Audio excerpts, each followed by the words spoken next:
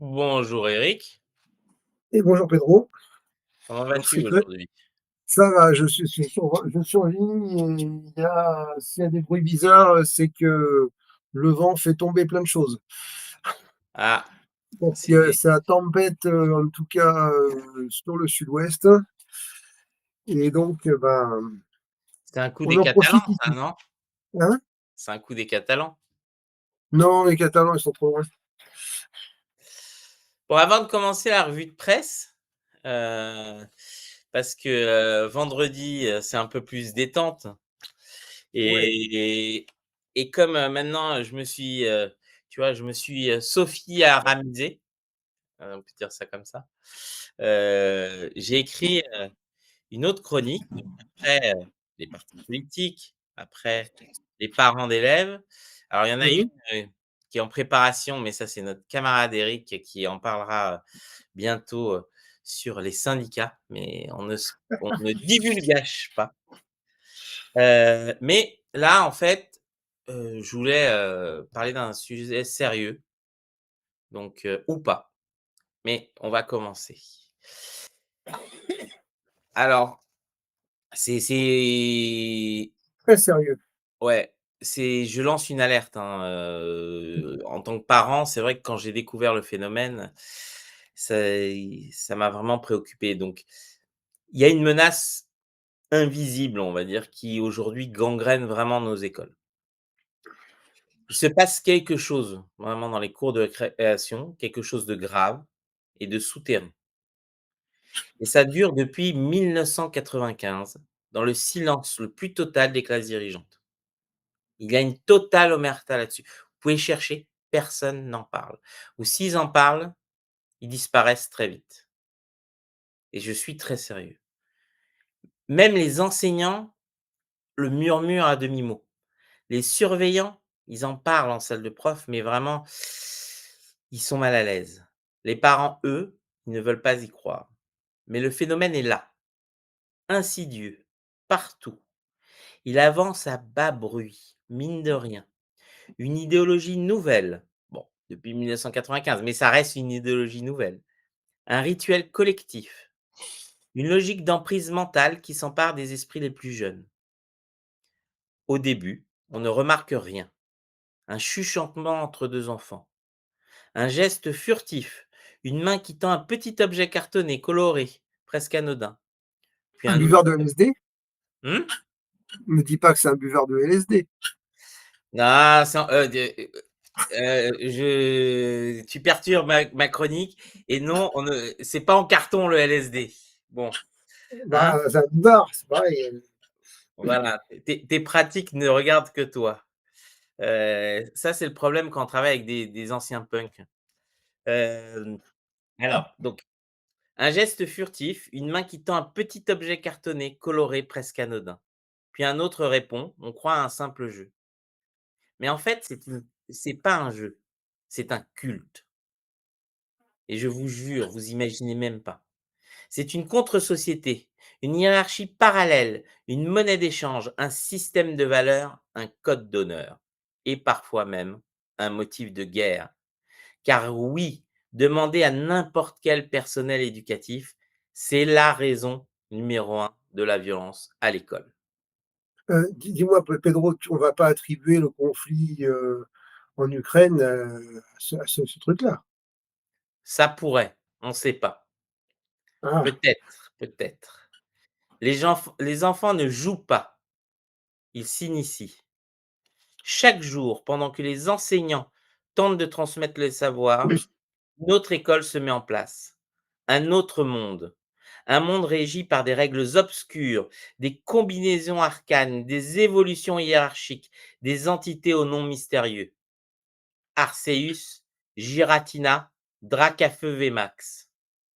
Ce n'est plus une cour de récréation, c'est un marché noir, un culte messianique, une société secrète. On parle d'échanges, de PV, de type feu, plantes, ténèbres, de rares, de secrètes, de GX, de Vmax, de ultra, de brillante. Mais en réalité, ce sont des grades, des titres nobiliaires, des insignes de pouvoir. Le mot Dracolos holographique full art est désormais plus puissant qu'un discours politique chez les enfants. Certains s'inquiètent des religions à l'école, d'autres redoutent les signes d'appartenance, les symboles ostensibles, les rites parallèles. Mais ici, inutile d'invoquer la laïcité. La loi de 1905 n'y peut rien. Ce culte n'a pas de Dieu, pas de prophète, pas de prière. Il a mieux. Des évolutions, des PV, des boosters et des effets spéciaux en foil brillant. Et d'ailleurs, regardez cette icône que j'ai trouvée sur un autel dans la chambre de mes enfants. Regardez, ça rigole pas. Il est partout et nulle part. Il ne se revendique d'aucune spiritualité, mais agit avec la force totale, une force totale non, pardon. Et il agit avec la force d'une foi totale et irrationnelle. Et très vite, les cartes deviennent plus qu'un jeu. Elles deviennent une reproduction brutale des inégalités sociales. Il y a les nobles, les enfants des cadres supérieurs qui arrivent chaque lundi avec un classeur collector de 400 cartes en double pochette rigide, édition japonaise sous blister, achetée dans des boutiques spécialisées ou importées de Tokyo via des forums obscurs. Genre, ce type de classeur-là. Attention, voilà, avec ça, c'est très précieux. Il y a les classes moyennes qui gèrent avec une petite collection décente, quelques bonnes cartes, beaucoup de négociations et surtout un talent de bonimenteur à la récré. Et il y a les damnés de la terre, ceux qui n'ont pas les moyens d'acheter un booster officiel à 7,99 €. Alors que font les parents? Ils commandent des cartes contrefaites sur des sites douteux en lot de 300 pour 5 €. Oui, ils préfèrent risquer l'œil torve du douanier plutôt que vendre un rein pour offrir j'arrive pas à le dire, un Zekrom original. Et qui les jugerait? Je préfère une fausse carte qu'un père sans foi. Alors on rigole, mais les cartes les plus Alors, chères, c'est chez la comment t'écris sans quoi? sans foi, un foie, Foie. Ah oui, ou sans un.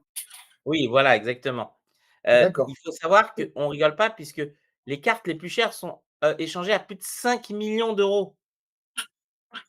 Et en moyenne, sur les cartes qui s'échangent bien, on parle de dizaines de milliers d'euros et ça se vend comme des petits pains. Voilà le dilemme tragique du parent moderne. Évidemment, les enfants voient tout de suite. C'est une fausse. Le drac à feu est mal imprimé. Il n'y a pas le bon effet holographique. C'est écrit Pokémon dessus, au dos. Et là, c'est l'humiliation, l'exclusion, le déclassement social par contrefaçon, une forme de stigmatisation économique version CM1. Comme tout culte, le phénomène a ses extrémistes, des enfants qui récitent les points de vie de leurs cartes comme des mantras tantriques, d'autres qui vendent leur goûter contre une secrète MeToo Rainbow Edition. Certains, plus désespérés, en viennent à échanger des Legos contre une carte brillante. Et chaque semaine, un enfant pleure parce il s'est fait arnaquer par un CM2 plus rusé qui a prétendu que Ratata était une ultra rare évolutive légendaire. Ce n'est pas une cour de récré, c'est une bourse parallèle. Les cartes s'échangent plus vite que les actions Tesla. Les enfants spéculent, bluffent, manipulent. Je te donne un Léviator, mais tu me rajoutes 2 énergies et une reverse. Celle-là est une édition espagnole, c'est ultra rare. On en est là. Les enfants parlent comme des traders cocaïnés. La récré, c'est le Nasdaq du cartonné. Oui, chers amis, la menace n'est pas numérique, elle n'est pas religieuse, elle n'est pas politique, elle n'est même pas idéologique. Elle est imprimée en couleur sur un rectangle plastifié. Et pendant que vous vous inquiétez du wokisme, du communautarisme ou des réseaux sociaux, vos enfants, eux, vendent leur goûter contre un tortant contrefait acheté sur AliExpress. La révolution est en marche, elle a des pattes, des PV et un regard brillant. Et oui, la loi de 1905 n'y peut toujours rien.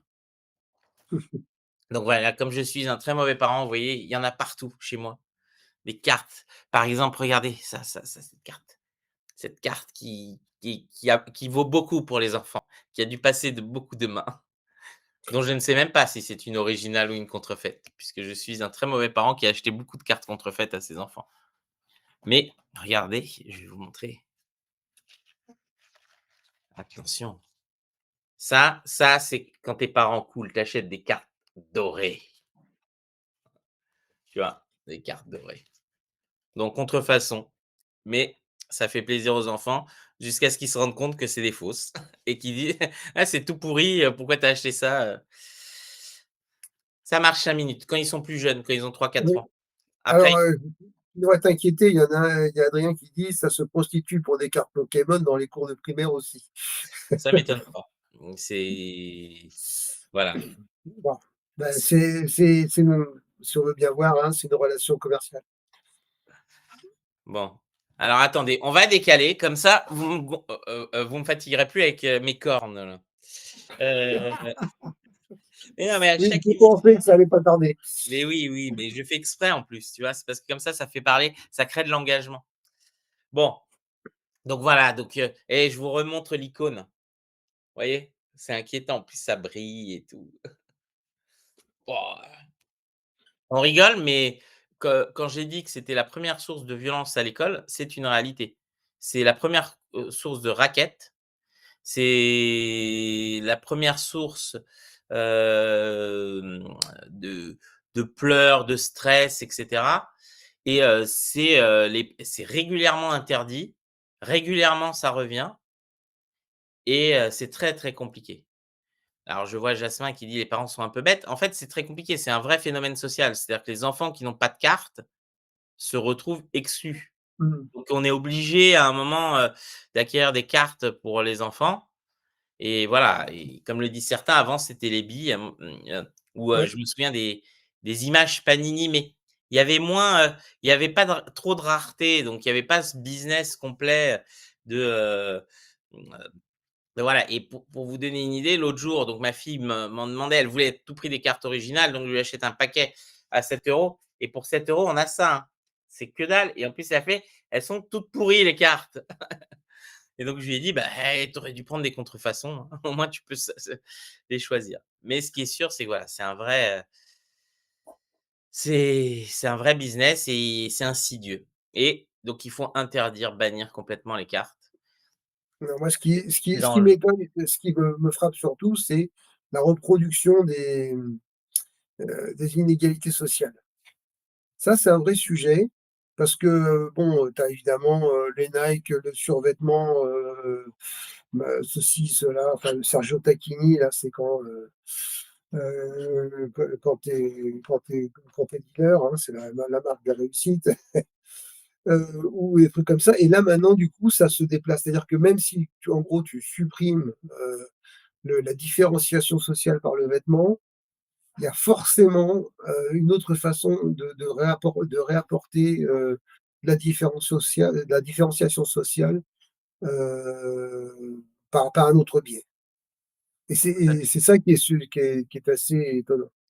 Oui, tout à fait, parce que j'ai pas parlé des jeux vidéo, mais par exemple, aujourd'hui, il y a beaucoup de jeux vidéo où on peut customiser son personnage, donc acheter, des personnalisations de personnages et on s'est rendu compte que c'était un très grand motif de moquerie et de harcèlement à l'école parce qu'en gros, l'enfant qui a le personnage par défaut parce que les parents donc c'est des jeux généralement gratuits, les parents n'ont pas les moyens de lui acheter, ce qu'on appelle des skins, va être moqué. «Ah, il est nul, il est pauvre et tout» et ceux qui ont les trucs les plus rares, les plus chers et cetera vont être adulés comme des dieux, parce qu'ils ont, le skin, bidule truc ou machin et ça joue énormément. C'est-à-dire ça joue sur la popularité d'un enfant.